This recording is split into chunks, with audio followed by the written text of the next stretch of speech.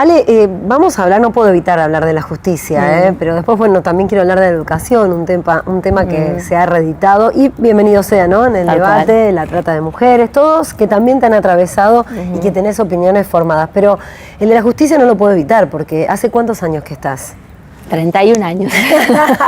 Es un montón. Es una opinión. Lo que tengo que decir es que empecé muy joven y apenas había ingresado a la facultad. Sí. En tribunales a los 21 años me dijiste 21 años. Ya abriste la puerta y te quedaste. Me quedé. Ale, y te has metido en temas muy ríspidos. Y yo te decía antes de empezar, no es casualidad que como mujer, yo pienso que las mujeres tenemos ovarios, pero importantes, digamos, para encarar ciertas cuestiones. Desde la familia, o la familia concebida como hoy, sí, ¿no? Digo, de lo que hablábamos antes, exacto, ¿no? Esto de la mixtura. Exacto, y hasta causas, bueno, como la última, está la mega causa de los monos, vivís custodiada, tenés un montón de cuestiones y así todo dijiste sí. Muchos jueces han dado un paso al costado, No sé si la palabra es que han dado un paso al costado. Creo que, bueno, que hay cosas que nos tocan, hay causas, digamos, yo estoy, digamos, desde siempre he tenido un compromiso muy fuerte con mi lugar en la justicia, pero también una definición ideológica en cuanto a lo que representa ser juez.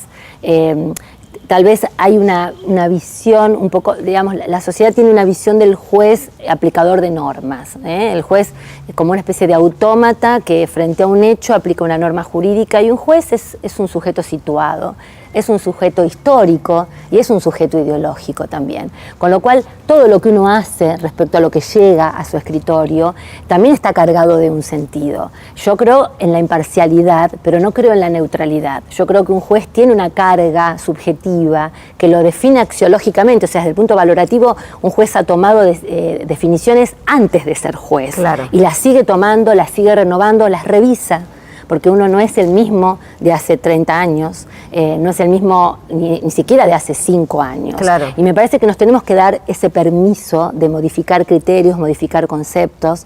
Entonces, bueno, obviamente, la Rosario de los años 90 no es la Rosario del 2017. ¿Te imaginabas entrar en una causa como esta, en donde el narcotráfico es el tema principal en Rosario? No, porque incluso el narcotráfico era muy puntual, existía muy puntualmente y tenía competencia, como la tiene ahora también, exclusiva de la justicia federal.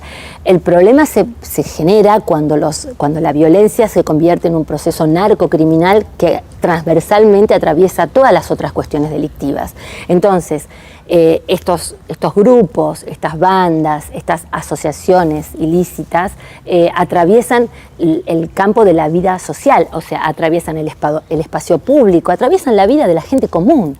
Estamos, digamos, hay barrios, zona norte, zona sur, zona oeste, bueno, quizás no pueda dejar afuera ningún barrio de la ciudad, que eran barrios de trabajadores, donde la gente ponía su silla en la vereda y miraba pasar la vida a la noche junto con sus vecinos, y hoy no lo puede hacer. Sí. O si lo hace con muchos temores.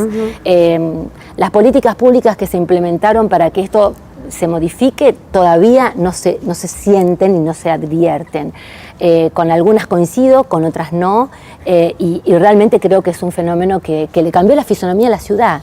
Más allá del esfuerzo, más allá de los intentos, creo que le cambió la fisonomía a la ciudad y le cambió la percepción a la gente que tiene respecto de sus derechos también, ¿no? Ahí vamos, te quiero preguntar, y por eso también me parecía tan atractivo, más allá de que tu vida es muy nutrida y tiene muchos colores, como recién lo conversábamos, porque sos una jueza, a diferencia de muchos otros, lamentablemente, porque ojalá todos tuviesen tu perfil, que baja a la comunidad para hablarle, con un lenguaje llano, ¿sí? Más allá de que después tengas que tener otra lectura a otro nivel. Pero digo, me parece que hay una necesidad del pueblo de entender qué es lo que está pasando en la justicia, y a partir de eso te pregunto, ¿cómo concebís vos a la justicia? ¿Qué le decís a aquellos que al día de hoy aún, ¿no? Hoy te dicen la justicia es injusta? En tribunales marchan por víctimas de violencia, de accidentes de tránsito, digo, vamos a otros temas, ¿no? También, además del narcotráfico. Yo creo que hay jueces muy comprometidos con su tarea, muchos más de lo que se ve, pero creo que hay un temor a enfrentar la cámara, esto que estamos haciendo, y de poner el cuerpo y de poner la cara. Y yo respeto también, porque hay una vieja máxima judicial que dice que el juez habla a través de sus sentencias. Sí. Es cierto. Nosotros definimos a través de nuestras resoluciones y de nuestras decisiones. Pero también es cierto que la gente quiere verte la cara, quieren saber quién sos, que las víctimas quieren venir a tu despacho o eventualmente ahora la investigación penal preparatoria la hacen los fiscales, verle la cara a quien está investigando el crimen de su hijo, por ejemplo, o la violación de un derecho concreta, o una violación, por ejemplo, o lo que significó esta aparición en escena de mujeres contando su drama de violencia de género. Hay que escuchar. Hay que estar, y yo creo que eso lo hice desde siempre, y no soy la única, he tenido otros compañeros, colegas, jueces que también lo han hecho, y creo que esa es la manera, ¿viste? Porque si no la percepción es que nosotros vivimos en una torre de cristal, que además tenemos privilegios en el marco de lo que ganamos, privilegios impositivos, privilegios laborales, y bueno, que algo de eso hay, porque obviamente tenemos sueldos que no tiene el resto de la gente, y esto hay que decirlo y es verdad, obviamente que están en relación con la responsabilidad que tenemos, pero también es cierto que tenemos, digamos, una diferencia respecto a lo mejor de los otros empleados públicos, porque no dejamos de ser empleados públicos, también lo somos. Entonces, esto de... Muchos no lo entienden igual, bueno, hay que decirlo, pero bueno. Bueno, yo me siento así. Lo que se decía del servidor público. A mí me paga el Estado, a mí me paga la gente. Entonces, si esa gente que me paga el sueldo, si no puede venir a mi despacho a preguntarme cómo está su causa, sea el imputado, sea la víctima, sea quien sea, me parece que estoy cuanto menos traicionando mi juramento. ¿Crees que la justicia es lenta? Otra de las máximas. Yo creo que... ¿Cuánto se puede mejorar después ahora con los juicios orales? La reforma procesal, digamos, fue como una punta de lanza. Creo que es perfectible, que se necesitan más recursos económicos, más recursos humanos. Creo que, bueno, el fenómeno también que hablábamos antes de la explosión narcocriminal en Rosario nos dejó a todos como impavis, ¿no? No pensábamos que esto iba a ocurrir y que iba a ocurrir con el volumen que ocurrió. Entonces, obviamente, todos esos fenómenos sobrepasan cualquier cálculo estadístico que se pudiese haber hecho cuando se programó la reforma procesal. Y bueno, hoy está de nuevo rebasada de cuestiones, pero bueno, es un intento y creo que hay que seguir trabajando sobre eso para que le dé una respuesta a la comunidad, ¿no? No puedo dejar de hablar muy breve porque nos vamos a tener que ir. Yo no puedo creer tanto que queda por hablar. Alejandra, recién mencionabas los testimonios de mujeres, ¿no? Que hoy por hoy se animan cada vez más, afortunadamente, a contar situaciones de violencia. Has escrito a propósito de la trata. Invitamos a aquellos que quieran bucear un poco. La Mujeres en Venta. Mujeres en Venta está tanto en internet como en papel, así que están las opciones allí y has escrito sobre ello, así que estás involucrada, digamos, en la temática. Absolutamente. Pero quiero cerrar con algo que para vos es fundamental y para todos también, pero a vos también te atraviesa, entre alguno de todos esos atravesamientos, y es la educación, ¿no? Sí. Tema que se ha vuelto a charlar, para mí saludablemente, pero no tanto en cuanto a grieta. Ahora educación pública, educación privada. Parece que son dos cosas distintas. Y vos sos protagonista también, porque sos docente. Yo soy docente universitaria hace tantos años como los que estoy en el Poder Judicial. Hace tiempo, ya más de 10 años, que en nuestros programas de estudio, yo enseño Teoría General del Derecho y Filosofía del Derecho, ya está presente el tema género ya hace más de 10 años. Eso fue mi soporte importante en los abordajes que yo hice con algunas causas que tuvieron que ver básicamente con la aplicación de la ley de trata. Y Sandra Cabrera, por ejemplo. Exactamente. Yo no tuve Sandra Cabrera, pero sí tuve el cierre de la Rosa. Exactamente. Aquel lugar emblemático donde finalmente se comprobó que existía el proxenetismo.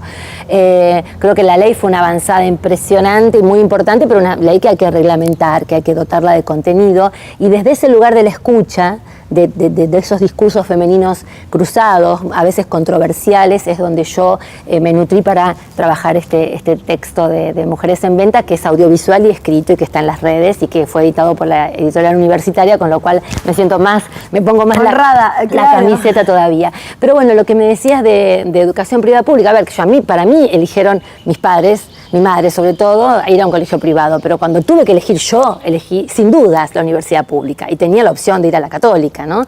Pero no, así, sin dudarlo. Y fue ese el lugar de la explosión de los mejores años de mi vida, a pesar de que ingresé cuando la dictadura estaba terminando.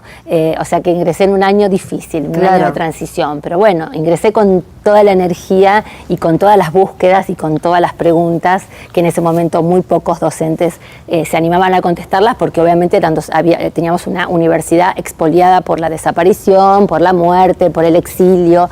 Sin embargo, esos docentes fueron iluminadores de nuestra vida y bueno, fueron la posta que uno tomó para después trasladarlo a los chicos de hoy.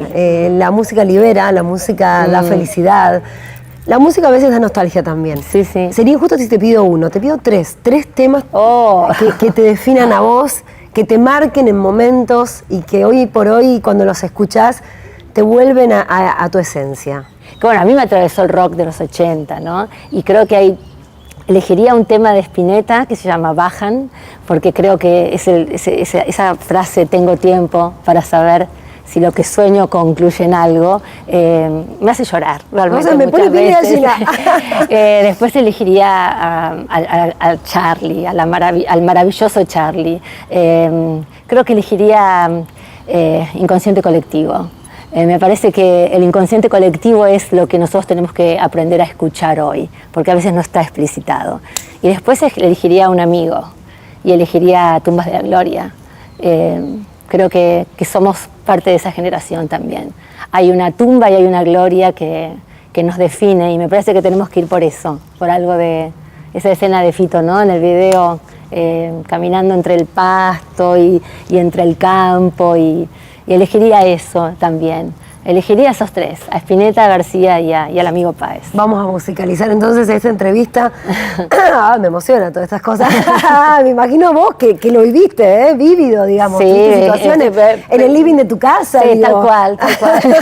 Con la panza, los cables, las consolas y la vida, ¿no? Y la música y el arte y esto de decidir un oficio también para vivir.